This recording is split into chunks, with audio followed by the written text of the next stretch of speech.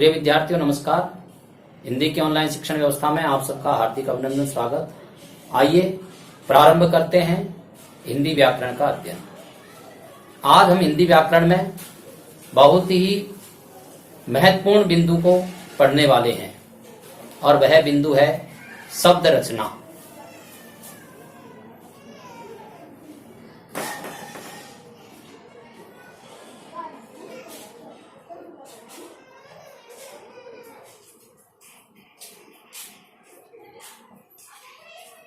देखिए, रचना शब्द का अर्थ होता है बनावट। इसको व्युत्पत्ति भी कहते हैं। इसका एक अर्थ निर्माण भी होता है, अर्थात शब्दों का निर्माण कैसे होता है। हमारा प्रकरण शब्द विचार चल रहा है, तो शब्दों के निर्माण की दृष्टि से हमें वापस शब्द विचार पर जाना पड़ेगा। तो एक बार हम शब्द विचार को पुनः समझते हैं।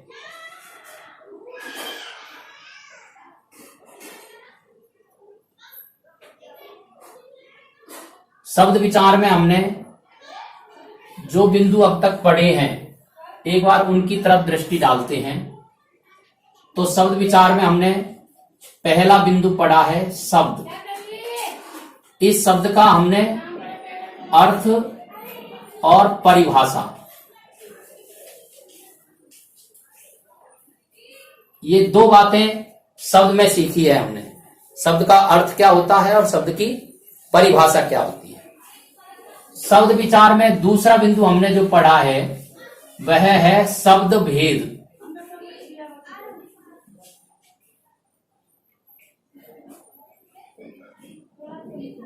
शब्द भेद, भेद का अर्थ होता है प्रकार, अर्थात इसमें हमने शब्दों के प्रकार पढ़े हैं। और यदि इस दृष्टि से हम देखते हैं तो मुख्य रूप से शब्दों के 4 प्रकार पढ़े हमने अर्थ के आधार पर।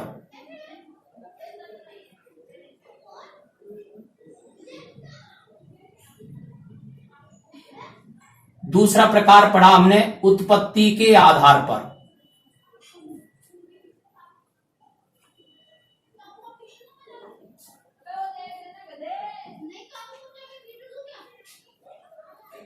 तीसरा प्रकार है व्युत्पत्ति के आधार पर।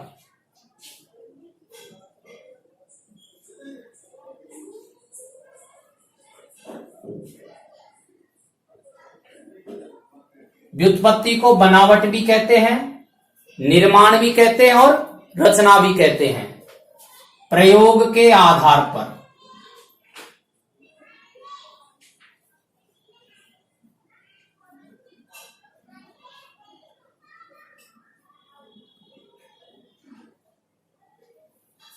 प्रयोग के आधार पर को हम विकार के आधार पर भी पढ़ते हैं। तीसरी बात जो हमने शब्द विचार में पढ़ी है वह पढ़ा है शब्द रूपांतरण।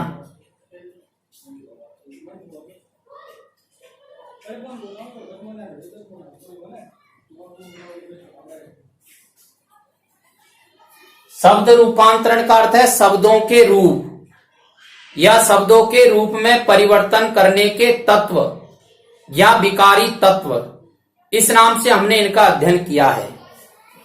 तो इसमें हमने शब्द रूपांतरण के जो तत्व है या शब्दों के विकार के जो तत्व है या विकारी जो तत्व हैं वे हैं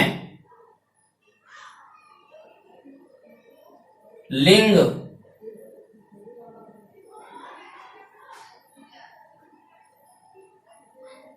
वचन,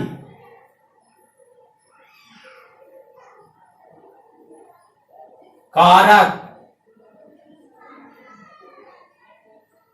काल,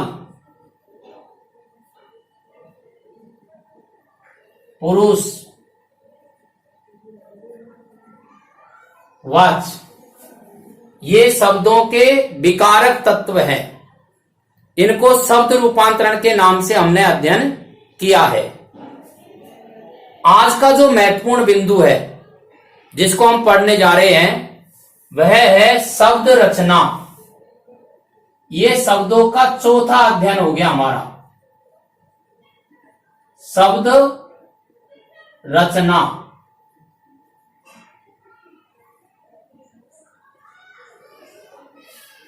जिस प्रकार से शब्दों के रूपांतरण या विकारक तत्व होते हैं, ऐसे ही शब्द रचना के भी आधार हैं।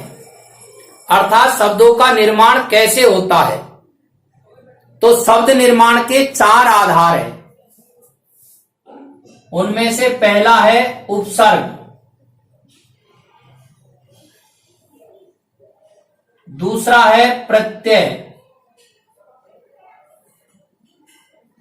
और तीसरा है संधि, और चौथा है समास।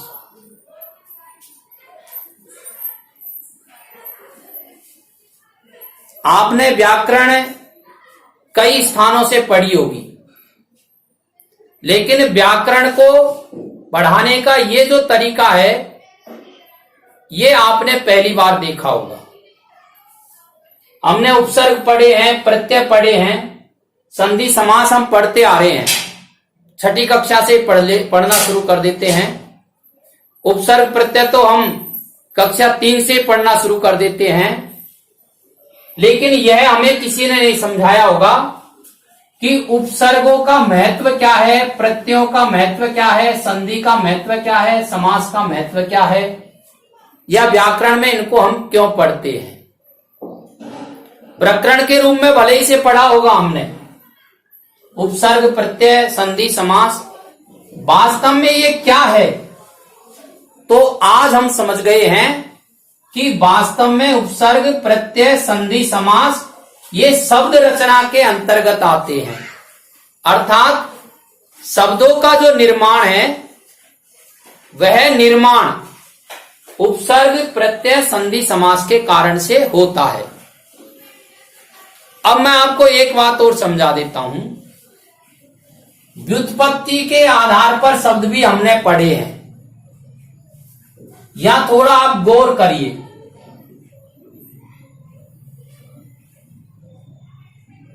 व्युत्पत्ति का अर्थ होता है बनावट या निर्माण या रचना। रचना के आधार पर भी पढ़ते हैं, यहां भी हम रचना पढ़ रहे हैं। व्युत्पत्ति के आधार पर हमने शब्दों के भेद पढ़े थे। रूढ़ शब्द, यौगिक शब्द और योग रूढ़ शब्द। ये जो 3 प्रकार है, ये तीनों प्रकार भी रचना के अंतर्गत ही आते हैं। रूढ़ शब्दों का निर्माण, यौगिक शब्दों का निर्माण और योग रूढ़ शब्दों का निर्माण। निर्माण होता है यहां पर शब्दों का। ये शब्द उत्पन्न नहीं होते हैं, बनाए जाते हैं। बनावट के आधार पर इनको हम पढ़ते हैं। रूढ़ शब्द के उदाहरण देखिए। दूध,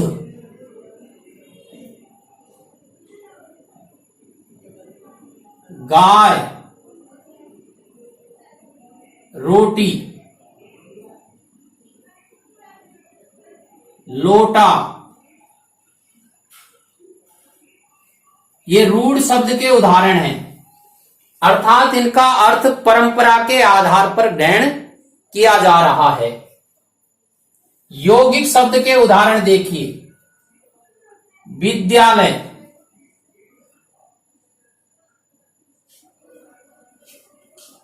दो शब्दों से मिलकर के बना है, विद्या प्लस आलय। अब इसमें शब्द रचना का कोई न कोई तत्व काम आ रहा है। प्रेम सागर,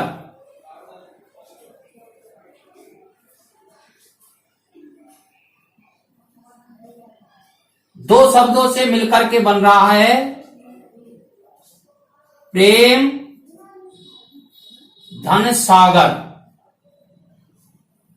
इसमें उपसर्ग, प्रत्यय, संधि, समास चारों जो रचना के तत्व हैं, कौन कोई सा तत्व काम आ रहा है। प्रेम का सागर, समास की प्रक्रिया से बना है। ऐसे योग रूढ़ के उदाहरण देखिए आप। पंकज, ये भी दो शब्दों से मिलकर के बना है, पंक धन जय। पीतांबर,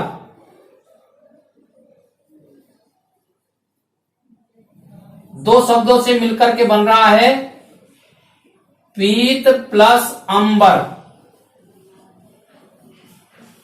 अंतर क्या है दोनों में? यहां दोनों पदों का जो अर्थ है वही इस पद का अर्थ भी है, अर्थात शब्दों के अर्थ के आधार पर ही अर्थ ग्रहण किया जा रहा है। शब्दों के खंडों के अर्थ के आधार पर ही मूल शब्द का अर्थ ग्रहण किया जा रहा है। जबकि योग रूढ़ में पंक प्लस जय, पंक यानी कीचड़, जय यानी जन्म लेना, कीचड़ में जन्म लेना, यह इसका अर्थ होता है। लेकिन हम पंकज का अर्थ रूढ़ के आधार पर कमल ग्रहण करते हैं, इसलिए यह योग रूढ़ है। योग की क्रिया भी हो रही है और परंपरा के आधार पर भी अर्थ ग्रहण किया जा रहा है। दूसरा हमने जो इसमें पढ़ा था, प्रयोग के आधार पर शब्दों के भेद या विकार के आधार पर शब्दों के भेद। तो विकार के आधार पर शब्दों के दो भेद पढ़े थे हमने, विकारी और अविकारी।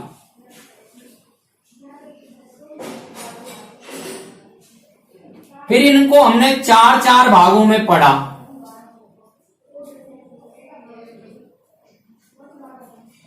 संज्ञा, सर्वनाम, विशेषण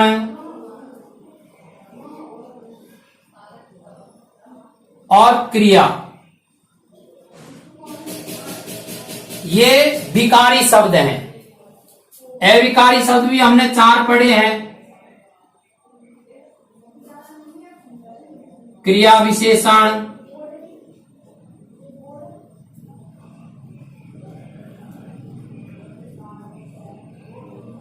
समुच्चय बोधक,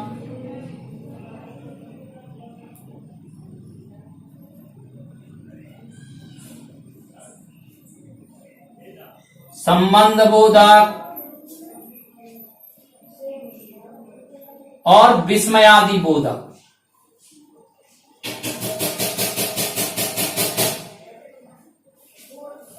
अब ये जो संज्ञा, सर्वनाम, विशेषण, क्रिया शब्द हैं, या क्रिया विशेषण, समुच्चय बोधक, संबंध बोधक और विस्मयादि बोधक शब्द हैं, ये शब्द इनके निर्माण में उपसर्ग, प्रत्यय, संधि, समास का उपयोग होता है। या हम ये कह सकते हैं कि इन शब्दों में संज्ञा, सर्वनाम, विशेषण और क्रिया, क्रिया विशेषण, समुच्चय बोधक, संबंध बोधक, विस्मयादि बोधक शब्दों में उपसर्ग, प्रत्यय, संधि, समास, इनका उपयोग करके नए शब्द बनाए जाते हैं। ये जो नए शब्द बनाने की प्रक्रिया है, इसको हम कहते हैं शब्द रचना। और शब्द रचना के तत्व हैं चार: उपसर्ग, प्रत्यय, संधि, समास। अब अगले वीडियो में हम उपसर्ग, प्रत्यय, संधि, समास, इनका विस्तृत अध्ययन करेंगे। समझने के लिए आप इसका स्क्रीनशॉट ले लीजिए और कम से कम 2 बार आप इस वीडियो को पूरा सुनिए। इससे आपको शब्द रचना और शब्द विचार दोनों प्रकरण भली प्रकार से समझ में आ जाएंगे, बहुत सरलता से। और अगले वीडियो को देखने के लिए आप इसे सब्सक्राइब करिए। धन्यवाद।